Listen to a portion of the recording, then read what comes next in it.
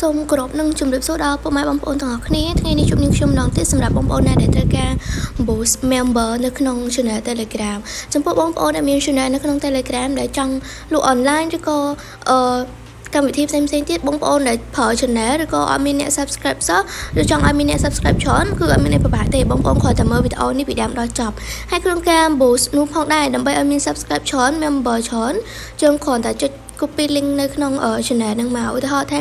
យើងចូល copy link នៅក្នុង channel ហ្នឹងឧទាហរណ៍នឹងខ្ញុំ copy link channel នេះពេលដែលយើង copy ហើយយើងត្រូវចូលទៅក្នុង Safari ឬក៏ Google ដើម្បី search ពាក្យថាសបាយ SMM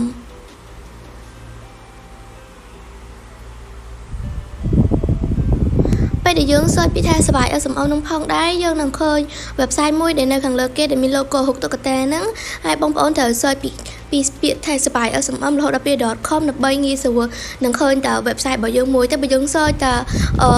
ពាក្យថាសបាយ SMM តែប៉ុណ្ណឹងបងប្អូនអាចនឹងឃើញ website គេផ្សេងនឹងពិបាកដល់យើងនឹងរក website របស់យើងគេលោកបងប្អូនឲ្យចំណាំ logo អញ្ចឹងទៅតែបើយើង search ទាំងអស់ហ្នឹងយើងនឹងឃើញ logo ហ្នឹងមួយតានៅខាងលើគេហ្នឹងឯងបន្ទាប់មកយើងចុចនៅលើ website ហ្នឹងមកបន្ទាប់ពីយើងចុចនៅលើ website ហ្នឹងហើយមកដល់កន្លែងនេះយើងគ្រាន់តែដាក់ username ហើយ password ដើម្បី login ចូលប្រើប្រាស់ហើយដូចនេះខ្ញុំដាក់ username របស់នាងខ្ញុំហើយ password email របស់នាងខ្ញុំដែលបានចុចឈ្មោះប្រើប្រាស់ website ហ្នឹងចំពោះបងប្អូនដែលមិនទាន់បានចុចឈ្មោះប្រើប្រាស់ website ទេអាចចុចកន្លែង sign up នៅខាងលើហើយទៅមើលពីរបៀបចុចឈ្មោះប្រើប្រាស់ website នៅវីដេអូមុននាងខ្ញុំបានធ្វើវីដេអូពីរបៀបចុចឈ្មោះប្រើប្រាស់ website រួចហើយពេលដែលបងចុចឈ្មោះប្រើប្រាស់ website ហ្នឹងត្រូវមាន username password ហើយនិង email ចំពោះ email គឺយើងគ្រាន់តែចាំ password វាមកបានហើយចំពោះ username យើងក៏គ្រាន់តែចាំដែរពេលដែលយើងចុចឈ្មោះប្រើប្រាស់ website ហ្នឹងបើបងប្អូនងាយភ្លេចទេអាច screenshot ទុកឬក៏ note ទុកក៏បានដែរងាយស្រួលដល់ថ្ងៃក្រោយយើង log in ចូលទៅគឺយើងចាំយើងភ្លេចអីចឹងទៅយើងចូលទៅមើលទៅគឺវាអត់ពិបាកដល់យើងបង្កើតនឹងចូលឈ្មោះម្ដងទៀតបន្ទាប់មកយើងចូល log in មកបន្ទាប់ពីយើង log in ហើយគឺយើងបានមកដល់កន្លែងនេះនៅក្នុងគណនី website របស់នាងខ្ញុំគឺមានទឹកប្រាក់ចំនួន$1ហើយកន្លែងអ្នកប្រាក់នៅផងដែរបងប្អូនមើលកន្លែងសញ្ញាព្រួយនៅខាងលើដែលនៅខាងឆ្វេងដៃនឹងបងប្អូនគ្រាន់តែចុចនៅលើនឹងមកនឹងឃើញពី add fund nàyបងប្អូនឃើញពី add fund ហ្នឹងហើយបងប្អូនទៅមើលពីរបៀបដាក់ប្រាក់នៅក្នុងគណនីនៅក្នុងវីដេអូមុនផងដែរក៏នាងខ្ញុំបានធ្វើដែរបងប្អូនអាចចូលទៅមើលបានហើយបងប្អូនមានត្រឹមតែ50 centក៏បងប្អូនអាច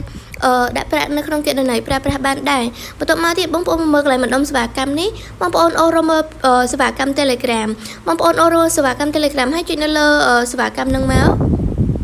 បន្ទាប់មកទៀតយើងអមមកខាងក្រោមយើងឃើញពាក្យ category ឃើញ cloud មួយនៅខាងក្រោមហ្នឹងយើងចុចនៅលើ cloud ហ្នឹងមកបន្ទាប់មកទៀតយើងអូរមើលពាក្យថា Telegram member ហើយវាមិនមែនមានតែTelegram មួយទេTelegram member មួយទេគឺមានច្រើនមានអីច្រើនទៀតដែលយើងអត់ដឹងហើយបងប្អូនអូរមើលសេវាកម្មខាងក្រោមនោះគឺមានសេវាកម្មជាច្រើនមែនតើហើយបើបងប្អូនចង់មើលសេវាកម្មផ្សេងទៀតបងប្អូនអាចមើលនៅក្នុងនោះទៅគឺវាមានដាក់សេវាកម្មនៅក្នុងស្រេចបន្ទាប់មកយើងដាក់សេវាកម្ម member មកឧទាហរណ៍ខ្ញុំដាក់នេះបន្ទាប់មកទៀតយើងដាក់ link ចម្លង link បងប្អូនកន្លែង service យើងមើលតាមតម្លៃ member មួយឧទាហរណ៍ថាតម្លៃទី1មានតម្លៃ 0.50 ក្នុង 1000 member ទី2មានតម្លៃ$1.04 ក្នុង 1000 member អញ្ចឹងបងប្អូនមើលតម្លៃណាដែលមានតម្លៃធូរថ្លៃមកបងប្អូនគិតថាសាក់របស់មុនដំបូងបងប្អូនអាចយកតម្លៃធូរថ្លៃសិនមកពេលដែលយើងយកសេវាកម្មនឹងហើយយើងមកដល់កន្លែងនេះគឺយើងត្រូវដាក់ link ចំពោះ link គឺយើងបាន copy ពីដើមវីដេអូហើយដែរយើងគ្រាន់តែផាស link ដាក់ចូល cloud នឹងមកបន្ទាប់ពីយើងផាស link ដាក់ចូល cloud នឹងហើយមកដល់ខាងក្រោមគឺជាចំនួន member ដែលយើងត្រូវដាក់ចឹងអាចដាក់ពីចំនួន500 member បានបន្ទាប់មកពេលដែលយើងដាក់ចំនួន500ហើយឆាតខាងក្រោមគឺជាចំនួនទឹកប្រាក់ដែលយើងត្រូវចំណាយហើយក៏អត់មានអីពិបាកដែរគឺវាលោតចំនួនទឹកប្រាក់ស្រាប់បន្ទាប់មកយើងគ្រាន់តែចុចពាក្យថា submit នៅខាងក្រោមហ្នឹងបន្ទាប់ពីយើងចុច submit ហើយវានឹងផ្ញើវិក័យប័ត្រឲ្យយើងផ្ទៃពណ៌ខៀវបែបនេះបានន័យថាការបញ្ជាទិញសេវាកម្មរបស់យើងហ្នឹងគឺជោគជ័យរួចរាល់ជាការស្រេចហើយបើសិនជាពេលខ្លះវាអត់សិនវិក័យប័ត្រឲ្យយើងទេគឺវាបាន